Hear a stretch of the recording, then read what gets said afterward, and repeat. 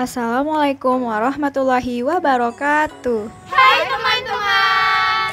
Kami dari kelompok 3 kelas 2B jurusan Gizi Poltekkes Kemenkes Riau akan menjelaskan tentang diksi yang beranggotakan Saya Duyanti Butar-Butar. Saya Salsa Nabilah Rehat. Saya Atikah Apriani. Saya Nindi Salsabila Putri. Saya Indah Muhairani. Selamat menyaksikan. Pengertian diksi. Diksi adalah pemilihan atau penggunaan kata secara tepat dengan ide atau gagasan untuk mewakili pikiran dan perasaan yang ingin disampaikan kepada orang lain. Dan diksi juga dapat dinyatakan dalam suatu pola kalimat baik secara lisan maupun secara tertulis untuk memunculkan fungsi atau efek tersendiri bagi pembaca dan pendengar. Syarat-syarat ketepatan diksi. Yang pertama, penggunaan kata konotasi dan denotasi secara cermat. Yang kedua, penggunaan kata sinonim atau kata yang hampir sama maknanya secara cermat. Yang ketiga, dapat membedakan kata-kata yang memiliki ejaan yang hampir mirip. Yang keempat, penggunaan kata kerja pada kata depan harus secara idiomatis. Yang kelima, harus dapat membedakan kata khusus dan kata umum dalam tulisan atau pidato. Yang keenam, memperhatikan pemilihan kata yang tepat secara berkelanjutan dalam suatu tulisan ataupun pidato.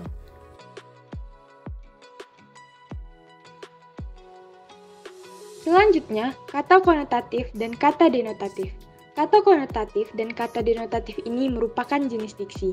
Apa itu kata konotatif? Kata konotatif adalah suatu jenis makna kata yang mengandung arti tambahan, imajinasi, atau nilai rasa tertentu. Kata konotatif merupakan kesan-kesan atau asosiasi-asosiasi dan biasanya bersifat emosional yang ditimbulkan oleh sebuah kata di samping batasan kamus atau definisi utamanya. Kata konotatif mengacu pada makna kias atau makna yang bukan sebenarnya. Adapun contoh dari kata konotatif adalah rumah itu luas sekali. Adapun contoh yang lain adalah banyak sekali orang yang menghadiri pertemuan itu. Selanjutnya, kata denotatif. Kata denotatif adalah konsep dasar yang didukung oleh suatu kata. Denotatif juga merupakan batasan kamus atau definisi utama suatu kata. Dia ini sebagai lawan daripada kata konotatif atau makna yang ada kaitannya dengan itu. Denotatif mengacu pada makna yang sebenarnya. Adapun contoh dari kata denotatif adalah rumah itu luasnya 250 meter persegi. Adapun contoh lain, ada 1.000 orang yang menghadiri pertemuan itu. Kata umum dan kata khusus. Kata umum dan kata khusus juga merupakan jenis diksi. Apa itu kata umum?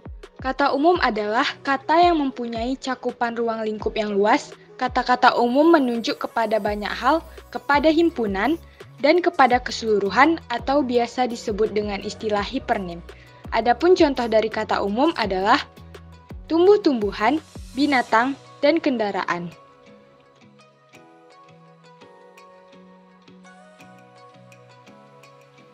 Selanjutnya, kata khusus. Kata khusus adalah kata-kata yang mengacu kepada pengarahan-pengarahan yang khusus dan konkret. Adapun contohnya adalah Yamaha, kerapu, kakak tua, dan sedan. Pembentukan kata. Kata adalah morfem atau kombinasi morfem yang oleh bahasawan dianggap sebagai satuan terkecil yang dapat diujarkan sebagai bentuk yang bebas. Kata juga merupakan satuan bahasa yang dapat berdiri sendiri, terjadi dari morfem tunggal. Pembentukan kata mempunyai dua sifat, yaitu inflektif dan derivatif. Mengidentifikasi kesalahan pemilihan dan pembentukan kata. Pembentukan kata adalah proses membentuk kata dengan menambahkan imbuhan atau unsur lain pada kata dasar. Pembentukan kata dapat dilakukan dengan menggunakan berbagai cara. Contoh-contoh pembentukan kata. Yang pertama yaitu pengimbuhan. Pengimbuhan ada dua contoh seperti awalan dan akhiran.